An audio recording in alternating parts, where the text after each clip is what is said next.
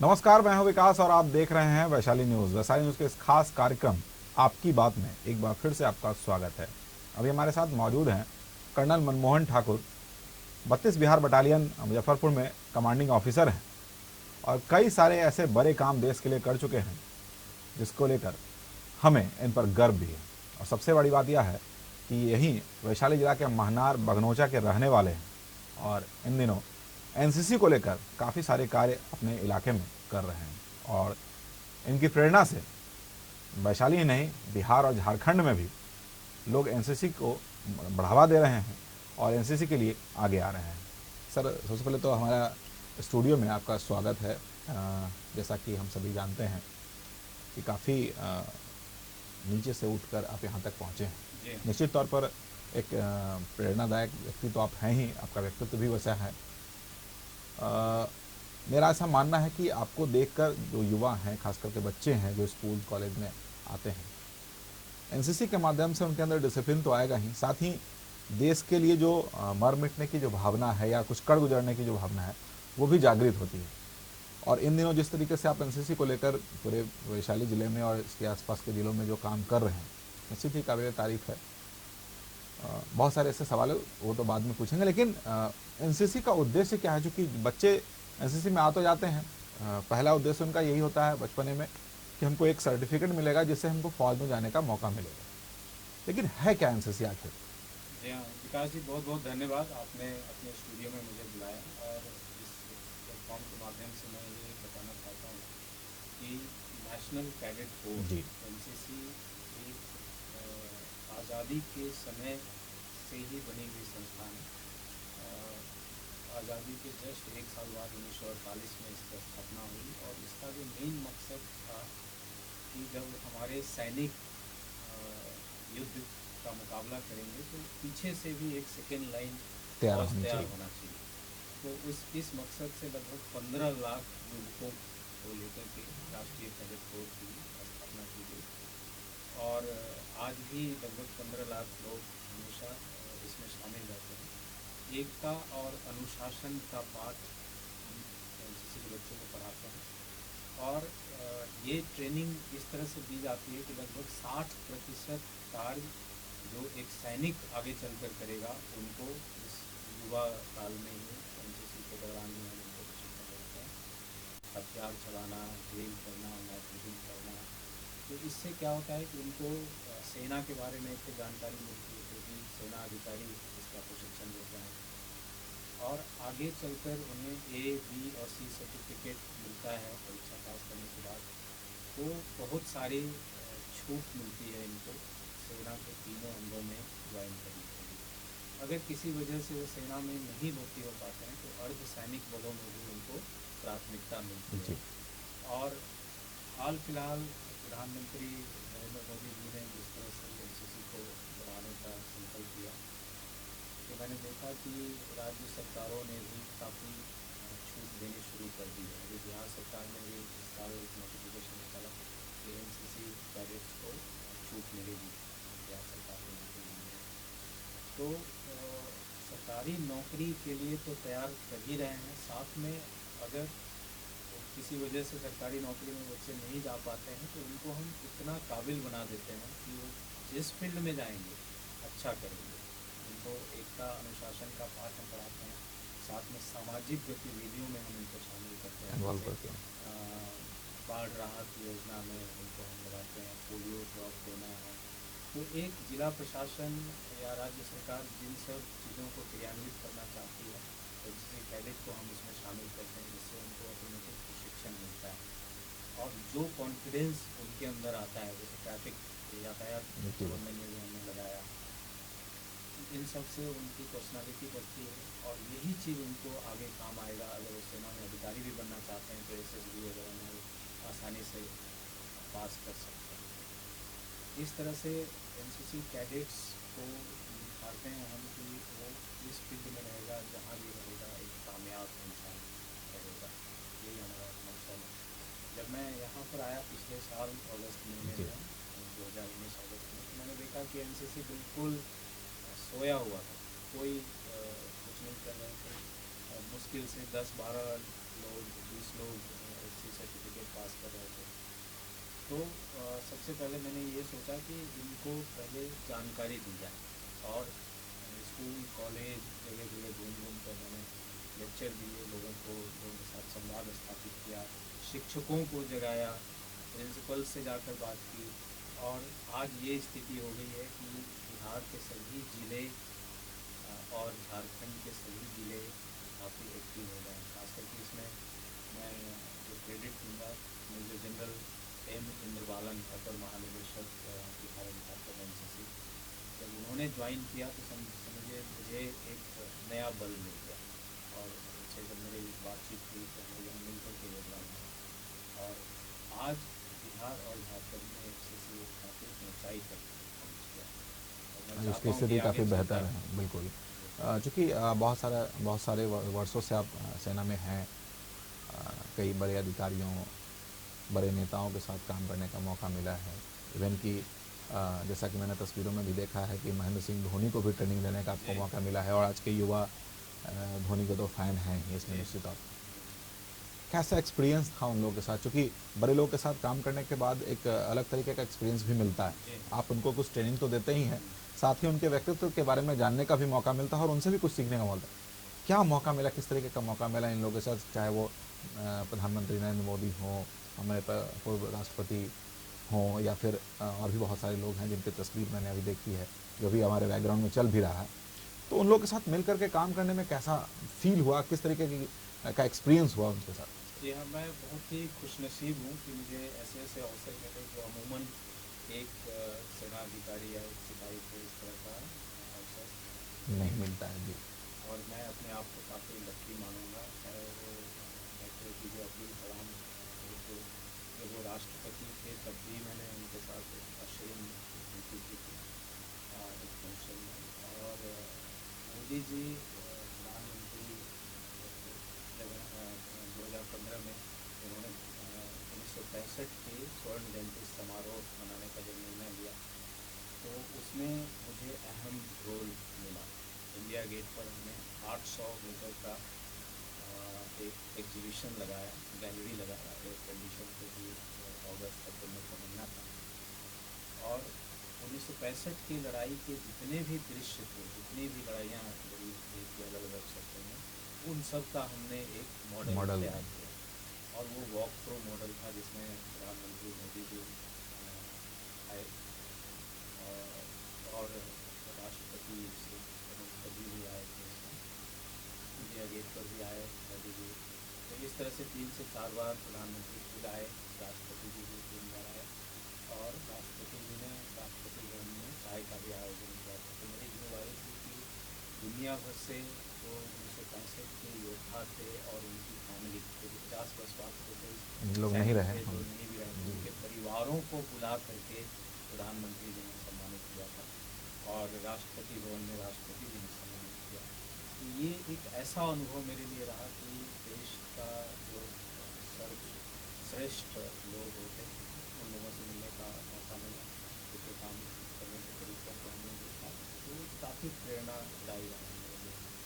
और सबसे अच्छी बात ये रही कि ये काफ़ी सफलतापूर्वक चला। प्रधानमंत्री जी इतने खुश हो गए कि उन्होंने 1 हफ्ता का टाइम बढ़ा दिया और उन्होंने आदेश दिया कि दिल्ली के सभी स्कूल कॉलेज पार्लियामेंटेरियन जितने भी सरकारी कार्यालय हैं वो लोग भी अपना दफ्तर बंद करें और अपने देखेंगे आप। तो ये हमारे लिए बहुत ही बड़ा अवसर भी कई था लाख लोग और रिस्पॉन्सिबिलिटी भी थी, दोनों चीज़ था। जी। चलिए, ये तो इन लोगों की बात हुई। एक चूँकि युवा निश्चित तौर पे जानते हैं क्रिकेट को अपने देश में एक अलग दर्जा दिया जाता है और उसमें भी धोनी, जिन्होंने हमारे 2-2 वर्ल्ड कप, खास करके T20 का भी वर्ल्ड कप और 50 ओवर वाला जो मुख्य वर्ल्ड कप है वो भी जिता करके दिया है 28 वर्ष बाद, कपिल देव के बाद हमारे साथ धोनी, और उनको भी ट्रेनिंग देने का मौका आपको मिला। उनके साथ कैसा एक्सपीरियंस था? जी, क्योंकि मैं श्रीनगर में एक युद्ध कौशल विद्यालय है जहाँ पे जो भी सैनिक पहले कश्मीर जाते हैं तो पहले वहाँ पर उनको ट्रेनिंग देनी पड़ती है। तो चूँकि मेरा आतंकवादियों से मुकाबला का बहुत अच्छा एक्सपीरियंस है, मणिपुर, नागालैंड, असम, कश्मीर हर जगह मैंने गया है। लगभग 28 आतंकवादियों से तो वहाँ पर मुझे एक इंस्ट्रक्टर पोस्ट पे रखा गया था 2017 से 19 तक। उसी दौरान महेंद्र सिंह धोनी ये आए और यहाँ पर जो थी बटालियन था उसके सेकेंड इन कमांड करने था, और आतंकवादियों से कैसे योजना है और क्या तरीके हम लोग अपने हैं, इसका ओरिएंटेशन प्रोग्राम था। और मैं वहाँ पर इंस्ट्रक्टर था, मुझे एक अच्छा अवसर मिला कि इतने बड़े लेजेंड को बताने का कि किस तरह से पढ़ाई लिखते हैं आतंकवादियों के साथ, और AK-47 में सब करेंगे किया हमने। और मैंने ये देखा कि एक अच्छे निशानेबाज है, सिर्फ एक क्रिकेटर ही नहीं है, एक अच्छे निशानेबाज भी हैं। और बातचीत के दौरान मैंने ये महसूस किया कि इनमें काम करने का जो लगन है, मेहनत करने का जो जज्बा है, वही इनको खींच करके वहाँ पर ले गए। और बहुत ही ईमानदारी से मेहनत करते हैं, बहुत ही सॉफ्ट स्पोकन है, काफ़ी जैसे बातचीत करना, लोगों को मोटिवेट करना। मुझे याद है कि कश्मीर का एक बच्चा, किसी इंस्टाफ का बच्चा था, वो आया कि मुझे धोनी के साथ फोटो खिंचवाना है, और महेंद्र सिंह धोनी कार में बैठ करके निकलने वाले थे। मैंने पीछे से आवाज़ दिया कि धोनी आपके साथ अच्छा फोटो लेना चाहता है, तो गाड़ी से उतर कर आ करके उसके साथ तस्वीर खिंचवाना। तो इस तरह का जो विनम्रता मैंने देखा, ग्राउंड टू अर्थ जो कहते हैं वो एक रियली प्रेरणादायक। निश्चित तौर पे ऐसे ही व्यक्ति महान बनते हैं ना, निश्चित। और इसी ऐसे वजह से लोगों के साथ अगर मैं जुड़ता हूँ तो मेरे लिए भी सौभाग्य है। जी बिल्कुल, ये तो एक्सपीरियंस की बातें हो गई। क्योंकि एक युवाओं के दिमाग में एक और बात रहती है कि हमें फ़ौज में जाना है, क्योंकि उस दौरान उनके अंदर जोश काफ़ी होता है, और फ़ौज में जाने का जो तरीका है वो बहुत अच्छे से लोग गाइड नहीं कर पाते हैं। और मैं चाहूँगा कि थोड़ा सा गाइड करें, ताकि हमारे जो युवा हैं जो जॉब में जाना चाहते हैं, खास करके फ़ौज में, चाहे वो किसी भी विंग का हो, आर्मी हो, नेवी हो, या फिर एयरफोर्स हो, उस विंग को में जाने के लिए शुरुआती दौर में क्या करें, कैसे करें कि निश्चित तौर पे सफलता मिले और देश की सेवा कर पाएँ। जी, अच्छा, सबसे पहले तो मैं ये बताना चाहता हूँ कि हर आदमी देश की सेवा करे। ये सोचना कि मैं देश की सेवा करने के लिए फौज में जाऊँगा, इसको मैं एक बहुत बड़ी गलतफहमी मानता हूँ। जी कि जो दुकानदार है, डॉक्टर है, टीचर है, रिक्शा वाला है, बस वाला है, हवाई जहाज चलाते हैं, हर लोग देश की सेवा करते हैं, बिल्कुल। इसमें कोई शक नहीं है। क्योंकि अगर एक भी आदमी देश की सेवा नहीं कर रहा है तो वो फिर बेकार है, उसको फिर देश से बाहर चले जाना चाहिए। जो जहाँ है देश की सेवा कर रहा है। सेना एक ऐसा विभाग है कि बचपन से ही माँ बाप को दिखेगा कि हमारे बच्चे में क्या है, और अगर वो बच्चा ये प्रेरित होता है कि नहीं मुझे बड़े होकर के सेना में जाना है, तीनों अंगों में, चाहे वो एयरफोर्स हो, नेवी हो, थल सेना हो, तो इसकी परख होनी चाहिए कि फिजिकल फिटनेस सबसे पहले रिक्वायरमेंट है, हाइट अच्छी होनी चाहिए। तो जब बच्चा क्लास 8th 9th में जाता है तो उसको लगभग आइडिया हो जाता है कि माँ बाप को भी आइडिया हो जाता है कि मेरा बच्चा किस तरफ जा रहा है। माँ बाप का काम है गाइड करना, अभिभावक का काम है गाइड करना, और उस बच्चे को भी समझ होनी चाहिए कि मैं कहाँ जा रहा हूँ, किस तरफ जा रहा हूँ। थोड़ा बीच में मैं रोकूंगा, क्योंकि मैं आपको कंट्रोवर्सी में नहीं डालना चाहता, लेकिन आप यहाँ पे पिछले 1-1.5 वर्षों से हैं और यहाँ के रहने वाले हैं, तो थोड़ा बहुत यहाँ के बारे में जानते भी होंगे। बिहार के एजुकेशन सिस्टम की हालत क्या है ये किसी से छुपी नहीं है। मैं आपको कुछ कहने के लिए नहीं कह रहा हूँ, ये मैं कह रहा हूँ कि बिहार की जो एजुकेशन सिस्टम है उसकी हालत कैसी है ये आप भी जान रहे हैं। ऐसे में क्या आपको लगता है कि 9th-10th के बच्चे इतने समझदार हो जाएंगे कि वो इन बातों को आसानी से समझ पाएंगे पढ़ाई के माध्यम से? नहीं, उनको बताने के लिए लोग चाहिए। वही मैं पिछले 1.5 साल से यही कर रहा हूँ। स्कूल कॉलेज में जाकर के मैं यही बता रहा हूँ कि अगर आपको सेना में आना है तो आप खेल कूद पर भी ध्यान दीजिए, पढ़ाई पर भी ध्यान दीजिए, अपना फिटनेस आपको मेंटेन रखना है। आपको ये समझना ज़रूरी है कि मेडिकली आप बिल्कुल फिट होने चाहिए, इन द सेंस कि आपके सुनने की क्षमता, बोलने की क्षमता, क्योंकि ये ऐसा डिपार्टमेंट है कि बहुत ही बारीकी से आपको काम करना पड़ता है। जो आदमी मेडिकली रिजेक्ट हो जाता है इसका मतलब ये नहीं कि वो इंसान गलत है, वो यहाँ के लिए फिट है, लेकिन जब -20 डिग्री टेम्परेचर में उसको डाला जाएगा तो वहाँ पे उसको मुश्किल हो सकती है।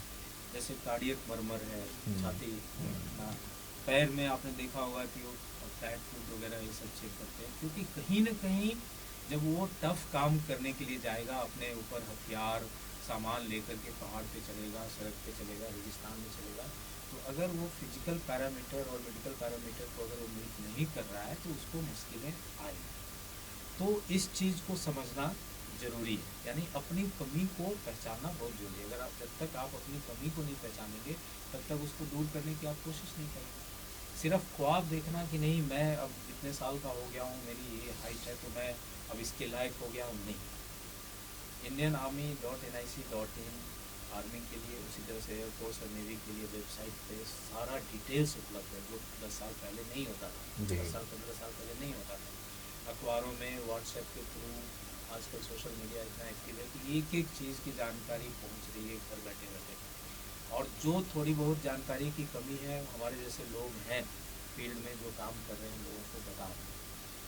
अगर आप अपने आप को फिट पाते हैं कि नहीं आप सेना में जाने के लिए हैं, तो फिर आप मेहनत भी कीजिए, क्योंकि आपका आर्मी के लिए मैं बताता हूँ कि 1600 मीटर आपको 5 मिनट से 5 मिनट 15 सेकेंड में हो जाना चाहिए। बच्चा बोलेगा कि नहीं मैं तो कर लूँगा, आप घड़ी लीजिए और जाके चेक कीजिए तो वो 7.5 मिनट लेगा, 8 मिनट लेगा, 6 मिनट लेगा। वहाँ तो कंपटीशन है। एक BRO में 7-8 डिस्ट्रिक्ट होते हैं, 50 से 60 हज़ार लोग एप्लीकेशन देते हैं। वैकेंसी कितनी मिलती है? ज़्यादा से ज़्यादा 2000। तो आप अंदाज़ा लगा लीजिए कि इतना ज़्यादा कंपटीशन है कि 200 बच्चे एक साथ दौड़ते हैं, उसमें से ज़्यादा 20 से 22 लोग सेलेक्ट होते हैं जो सबसे आगे आएंगे। तो उसकी तैयारी करनी चाहिए, बजाय कि सिस्टम को ब्लेम करना या मैं तो बिल्कुल ठीक हूँ और मुझे रिजेक्ट कर दिया। नहीं, कोई भी जो सिलेक्शन सेंटर है, जो भी भर्ती कार्यालय है, वो चुनाव के लिए आपको चुनने के लिए आया है और आपको पूरा प्लेटफॉर्म दे रहा है, आपको पूरा समझा रहा है, पूरा बता रहा है, उसको फॉलो करते रहिए। कई बार फिजिकल पास हो जाते हैं, मेडिकल में जाते हैं, तो क्यों कान साफ करके नहीं जाएंगे? कुछ जो बेसिक चीज़ें हैं वो सब पहले करके जाना चाहिए। साफ़ सफाई, हेयर कट है वो अच्छे से लीजिए, ऊपर से नीचे तक अगर आपको कहीं प्रॉब्लम है तो डॉक्टर से आप एडवाइस ले लीजिए। कुछ ऐसी बीमारियां होती है जो टेम्पररी होती है, आप ठीक हो सकते हैं, तो इन सब को आपको ध्यान से करना पड़ेगा। सर्विस ज्वाइन करने का आप ख्वाब तो देखते हैं लेकिन उसकी तैयारी नहीं करते। जब मुझे पता है कि मुझे सेना में जाना है तो सबसे पहला उसको दौड़ना भागने की आदत होनी चाहिए। आप किसी भी बच्चे से पूछें तुम कितने देर पढ़ाई करते हो, बोले 1 से 1.5 घंटा पढ़ लेते हैं, कुछ नहीं होगा। 24 घंटे में अगर आप 8 से 12 घंटा की पढ़ाई नहीं करते हैं तो आप तो किसी फील्ड में भी कामयाब नहीं होंगे। सबसे भगवान ने आपको 24 घंटे दिया है, वो बराबर तरीके से सबको दिया है, हवा पानी सबके लिए बराबर, इसमें तो कोई भेदभाव नहीं है। उस 24 घंटे का इस्तेमाल सबसे ज़्यादा आप जिस काम में करेंगे आपको सफलता भी उसी काम उसी चैप्टर में मिलेगी। आप रिश्तेदारी निभाएंगे, सड़क चौराहे पर टाइम पास करेंगे, पढ़ाई के नाम पर 1 से 1.5 घंटा निकालेंगे, तो आप क्यों सोच रहे हैं कि आपको कोई पढ़ाई वाला काम मिलेगा? नहीं मिलेगा। इस तरह से बच्चों को गाइड करना है कि भाई आपका जो 24 घंटा है बहुत इम्पोर्टेंट है। अभी लॉकडाउन था फिर भी बच्चों को पढ़ने से तो कोई नहीं रोक रहा था, घर में बैठ के पढ़ाई तो कर रहे हैं। बिल्कुल बिल्कुल। मेरे भी बच्चे हैं, दिल्ली में पढ़ाई करते हैं, तो वो पढ़ रहे थे। 24 घंटे का हिसाब जैसे मैं देता हूँ कि मैं 8 घंटे 10 घंटे ड्यूटी करता हूँ और यहाँ जाता हूँ, घर का हर मेंबर को अकाउंटेबल होना चाहिए। बिल्कुल। आप सिस्टम को दोष मत दीजिए। और जो भी पेरेंट्स को मैं बताना चाहता हूँ इस कार्यक्रम के माध्यम से कि आप अपने बच्चे की एक्टिविटी को गौर से देखिए, वो क्या कर रहा है, वो जो बोल रहा है वो चीज़ कर भी रहा है कि नहीं कर रहा। क्या जाता है, आप खुद घड़ी लीजिए और मैदान में उतर जाइए कि चलो आज मैं टेस्ट ले रहा हूँ तुम्हारा, अपने बेटे का टेस्ट लेने में तो कोई कुछ नहीं आना चाहिए। वो नहीं, वो सिर्फ मेरे पास आ जाएंगे, बोलेंगे इसको आप आर्मी में लगा दीजिए। कैसे लगा देंगे? मैं तो इतना टाइम देता हूँ अपने गांव में कि मैं घड़ी लेके चल पड़ता हूँ। ये तो मैंने तो देखा है। हाँ, मैं घड़ी लेकर के चल पड़ता हूँ कि बेटे आ जाओ अभी दौड़ के दिखाऊँ। उसके माँ बाप को भी साथ में रख लेता हूँ। आप देखिए कि बच्चा दूसरे तीसरे चक्कर में जेब निकाल के खड़ा हो, तो आप क्यों इसको जबरदस्ती दौड़ने देना चाहते हैं? बेटे आपने दिन भर में क्या काम किया है? तो दुकान पर बैठे हैं अपने घर पर, तो दुकानदारी कीजिए, फिर वहाँ मन लगाइए, उसमें आपको सफलता मिलेगी। देश सेवा तो क्षेत्र हर में जगह से हो सकता हर है, जगह से हो सकता है, लेकिन अगर इसमें आना है उसके तो लिए आपको एलिजिबल है कि ईमानदारी से नहीं और मेहनत ईमानदारी से करनी मेहनत पड़ेगी। करनी पड़ेगी। तो बिल्कुल। माँ बाप को चाहिए कि अपने बच्चे का क्रियाकलाप पे चलिए, ध्यान हाँ दें। बिल्कुल बिल्कुल ध्यान देना चाहिए। एक और चीज़ सर कि क्योंकि आप पिछले 150 वर्षों से इस इलाके में एनसीसी को लेकर के काम कर रहे हैं, कई सारे स्कूल कॉलेज में जाने का भी मौका मिला होगा, बच्चों से मिलने का भी मौका मिला होगा। गुण तो सभी के अंदर होते ही हैं, गुण भी होते हैं। इस इलाके के बच्चे जो कि कहा जाता है, हालांकि है तो बहुत एक्टिव बच्चे, लेकिन क्या कमियां दिख जाती है जिसकी वजह से ये बच्चे आगे नहीं बढ़ पा रहे हैं? जी जैसा हाँ। कि पिछले कुछ सालों से आपने भी कहा, मैं भी जानता हूँ कि एनसीसी एकदम शिथिल पड़ा हुआ है। आपके आने के बाद थोड़ा एक्टिव जरूर हुआ है, शुरुआत हुई है जी और आगे बढ़ना चाहिए। जी हाँ। तो क्या कमी रहती है जो बच्चों को गाइड किया जाए तो और बेहतर हो सकता है?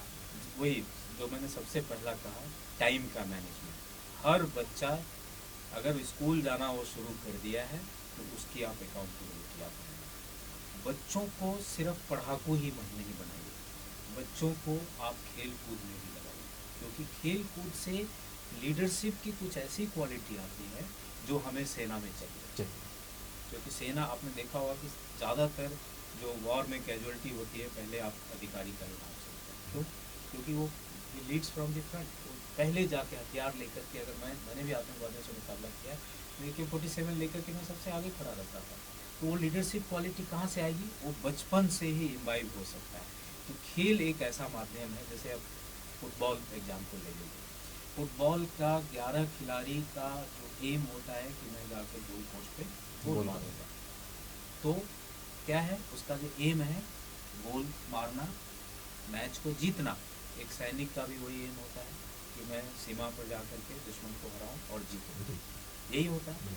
उसके बाद उस गोल को हासिल करने के लिए एक टीम की ज़रूरत होती है। फुटबॉल का भी टीम होता है, सेना का भी एक टीम टुकड़ी होती है जो डिसाइड करता है कि ये जाकर के सेंस ऑफ कोऑपरेशन, आपस में सहयोग की भावना होना चाहिए। क्योंकि 11 लोग भिन्न भिन्न तरह के लोग हैं, वो सब मिल करके जब तक नहीं खेलेंगे तब तक। उसी तरह से सेना में हर जाति, संप्रदाय, देश प्रदेश, हर जगह के लोग आते हैं, तो वो भी जब तक मिल करके काम नहीं करेंगे तब तक नहीं हो पाएगा। तो मैं ये कहना चाहता हूँ कि आप अपने बच्चों में देखिए कि किस खेल के प्रति वो रुचि रखता है, उसको पूरा मौका दीजिए। एक ट्रेंड हो गया, मैं भी यहाँ के गाँव में ही पढ़ा, वहीं से निकल के आया, एक ट्रेंड है कि नहीं ये तो खेलता है इसका मतलब ये बिगड़ गया। नहीं, खेलने से एक तो उसके शरीर की जो एनर्जी है वो संचालित हो रहा है ना, उसके अंदर एक इम्यूनिटी भी आ रही है खेल की वजह से। माइंड उसका स्वस्थ रहेगा, healthy mind in healthy body का जो कंसेप्ट है सिर्फ पढ़ाते हैं, लेकिन उस पर हम लोग काम नहीं करते हैं। बिल्कुल, जो बच्चा खाली पढ़ता रहेगा उसकी तारीफ करेंगे, देखो ये तो हमेशा पढ़ता रहता है, लेकिन वो बाहर निकल करके आधा किलोमीटर पैदल नहीं चल सकता, तो कहीं ना कहीं अपने हेल्थ के साथ तो खिलवाड़ कर ही रहा है। साथ में जो लीडरशिप की क्वालिटी मैंने बताया जो खेल के माध्यम से आ सकता है, वो नहीं आ रहा है। तो फिर आप क्यों सोच रहे हैं कि वो सेना में जाकर तो स्पोर्ट्स का एक अहम रोल है। उसके अलावा जिसको प्रवृत्ति है कि मैं जाऊंगा सेना में, तो वो उसकी फिजिकल एक्टिविटी भी आपको दिखाई देगी, दौड़ना, भागना, ये सब नॉर्मल चीज़ है, जो कि जो एक IIT का ख्वाब देखने वाला, एक मेडिकल का ख्वाब देखने वाले बच्चे में वो चीज़ आपको नहीं दिखाई देगा। ये सिंपल है, और इस पर फोर्स भी नहीं करना है, क्योंकि भगवान ने सबको धरती पर भेजा है किसी न किसी जिम्मेवारी के साथ भेजा। उन्होंने पहले ही प्रोग्रामिंग कर दिया, हम लोग उसको मिसहैंडल करने में लग जाते हैं। मिसहैंडलिंग नहीं करना है, बच्चे की काबिलियत को पहचानना है और उस तरफ उसको जितना हो सकता है सुविधा मुहैया करानी है, उनको पूरी तरीके से पॉलिश कर उस चमकदार सितारे की तरफ बना देना है जो और वो निकाल पूरी दुनिया में बिल्कुल परोश अपनापन स्वयं बैठता है, वो तो कर लेगा। मेरा सवाल ये तो अच्छी बातें हो गई बहुत सारी। आपने जो स्कूलों कॉलेजों में घुमा तो कुछ कमी भी दिखी होगी निश्चित तौर पर, वो कमी क्या है? कमियाँ दिखी मुझे दोनों तरफ से दिखी।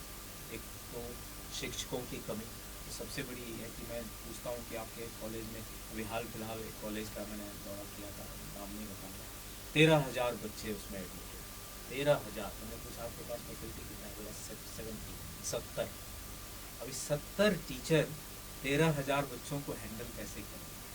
दूसरा एग्जाम्पल मैं देना चाहूँगा कि आपने देखा होगा कि गांव-गांव में भी अब कॉलेज खुल रहे हैं। बिल्कुल, कॉलेज की बिल्डिंग बन के तैयार है, उस पर नाम भी मोटा मोटा लिखा हुआ है, और घर घर से वो बच्चों को एडमिट भी कर लेते हैं। खास करके लड़कियों को, कि भाई आपको कॉलेज नहीं जाना है, घर बैठे बैठे एडमिट कार्ड आ जाएगा, फीस आप दे दीजिए, इस परंपरा को खत्म करना होगा। खत्म करना है। आप जो बच्चा घर से निकल करके विद्यालय महाविद्यालय जाता है, उसके रास्ते में जो कठिनाइयाँ होती है, उसके लिए भी एक प्रशिक्षण है। बिल्कुल।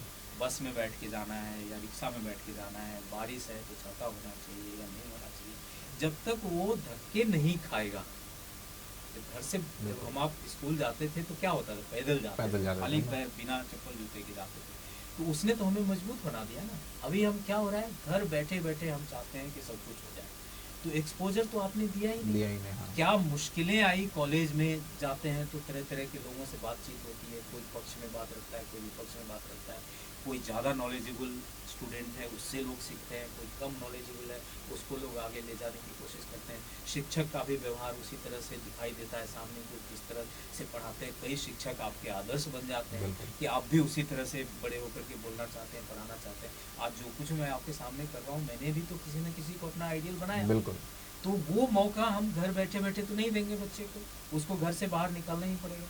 तो मुझे व्यवस्था की तरफ से भी प्रॉब्लम दिखा कि शिक्षकों की कमी है, अटेंडेंस नहीं है बिल्कुल, और स्टूडेंट भी इसका लाभ उठा रहे हैं कि भाई मुझे जाना नहीं है और मैं एग्ज़ाम में बैठूंगा और दूसरा धंधा में भी मैं लिप्त होकर के टाइम पास करके सर्टिफिकेट ले लूँगा। वो सर्टिफिकेट किसी काम का नहीं। बिल्कुल, नॉलेज नहीं है तो सर्टिफिकेट किस काम का। हाँ, उसको वापस फेंक देना ज़्यादा ठीक है, बजाय कि क्लेम करना। अभी ये 32 बिहार बटालियन में कितने बच्चे एनरोल्ड हैं एनसीसी को लेकर के? जी हाँ, 32 बिहार बटालियन मुजफ्फरपुर, बेसिकली मुजफ्फरपुर जिला और वैशाली जिला को देखता है।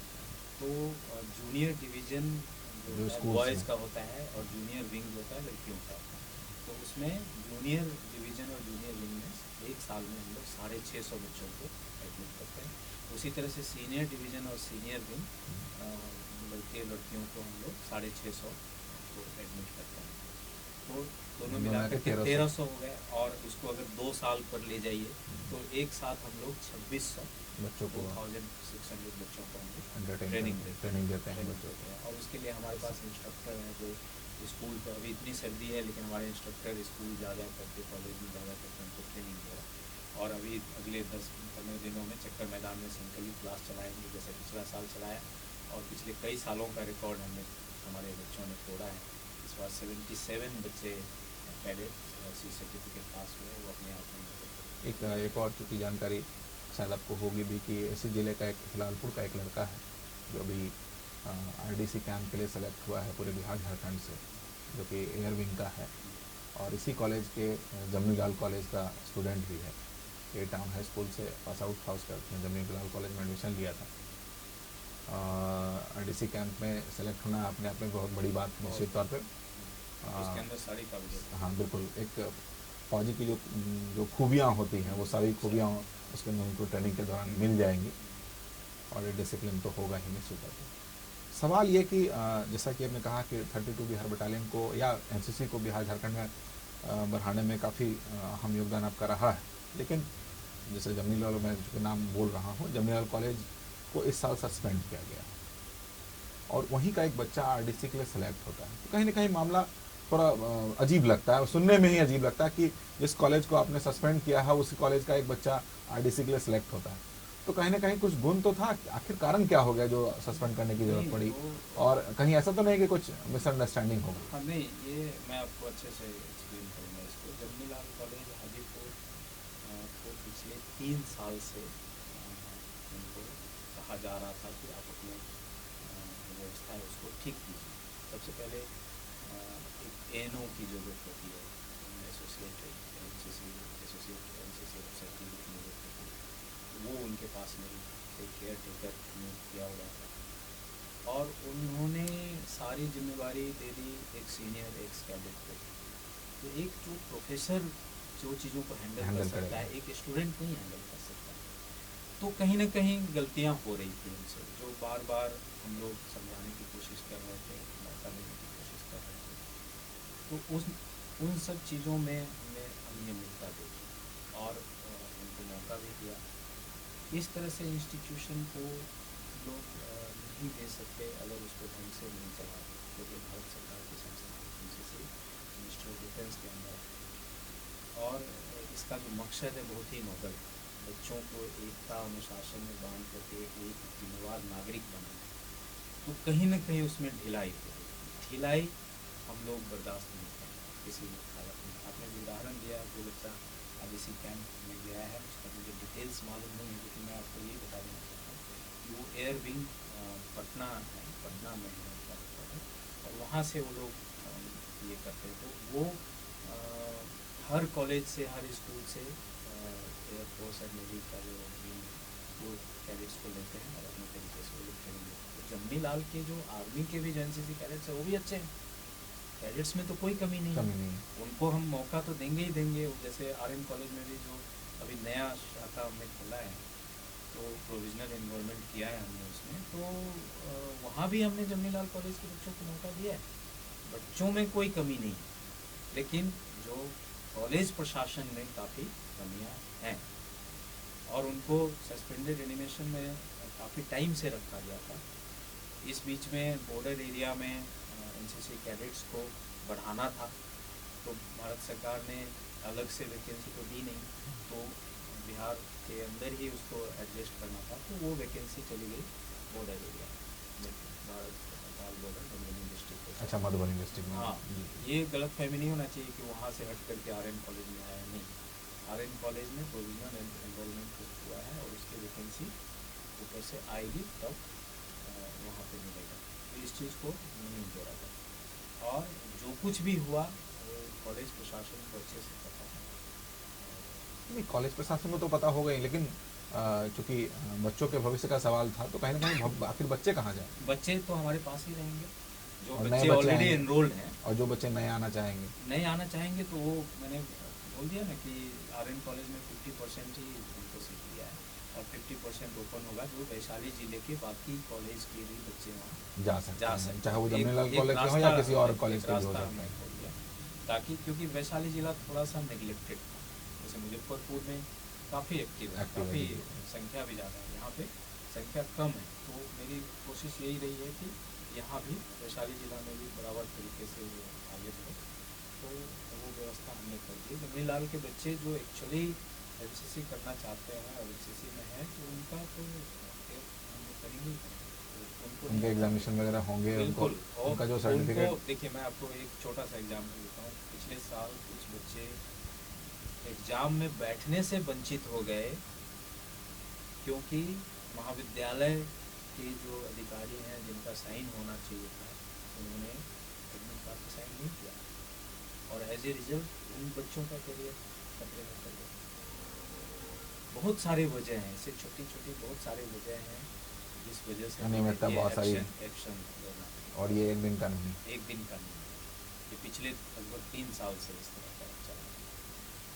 चलिए, तो मुझे जानकारी नहीं थी, लेकिन जैसा कि मेरे पास मैसेज आया था कि उसी कॉलेज का एक बच्चा आरडीसी हाँ, कैंप के लिए बड़ी सिलेक्ट होता है और उसी शुभकामनाएं। कॉलेज को सस्पेंड किया जाता जी है, हाँ। तो कहीं थोड़ा अटपटा सा लग रहा था मुझे भी, तो चूंकि जानना नहीं, जरूरी तो था। आप देखते हैं एक घर में 2 भाई होते हैं, दोनों भाई अलग अलग किस्म के होते हैं, है ना। ये तो या तो स्टूडेंट का उसी मामला ही तरह नहीं से- है, या तो टीचर का मामला, हाँ, स्टूडेंट में कहीं कोई कमी नहीं। एडमिनिस्ट्रेशन का मामला है। स्टूडेंट में जमनी लाल के कैडेट्स बहुत अच्छे हैं, तो मुझे इसका अफसोस है कि वहाँ से हटाया। इसका सबसे ज़्यादा अफसोस तो मुझे है। चलिए, ये तो खैर कार्रवाई की बात हो गई। चलिए, इस विषय में बहुत ज़्यादा नहीं।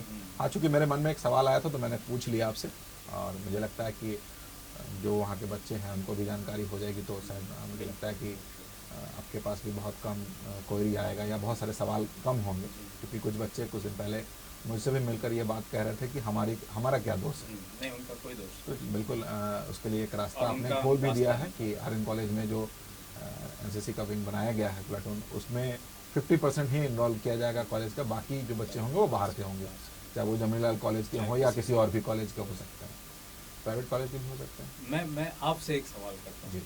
कि वैशाली जिला में अभी जितने सारे कॉलेज हैं, आपके नज़र में सबसे बेहतर कॉलेज कौन सा है? उसमें तो निश्चित तौर पे हमारे जिले का तो नाक आरएन कॉलेज ही है, इसमें कहीं इसका कोई शक मतलब नहीं हमने है। सही चुनाव किया नहीं, है। बिल्कुल, वो उसमें मेरा कोई ये नहीं है कि आपने किसको चुना किसको नहीं चुना, हाँ, लेकिन मैंने पूरे जिला को जोड़ दिया। जी, तो ये एक अच्छी चीज़ है कि जिला को जोड़ा, लेकिन इसमें एक मेरा पर्सनल सवाल हो गया कि अगर हर स्कूल कॉलेज में एक अगर विंग मिलता है तो उनकी संख्या अधिक होती है, और यहाँ तो सिर्फ 30 क्योंकि 60 बच्चों का ही एक प्लाटून आप बनाते हैं।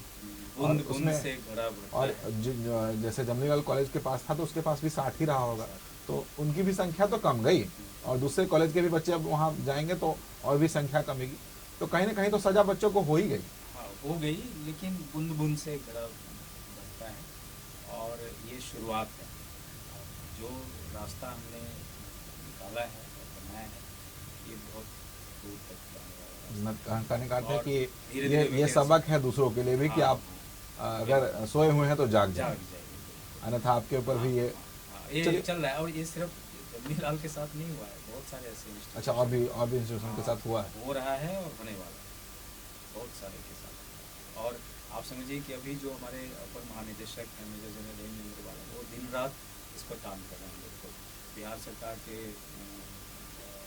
अधिकारियों से मिलकर के उन्होंने बहुत सारे प्रोजेक्ट स्टार्ट किए हैं, प्लस यूनिवर्सिटीज़ में जा रहे हैं। एनसीसी को एक करिकुलम की तरह पढ़ाया जाए। पढ़ाने के उसमें बातचीत चल रही है और उनका जो प्रयास है मुझे लगता है कि एनसीसी यूनिवर्सिटी में एक सब्जेक्ट एनसीसी भी हो सकता है।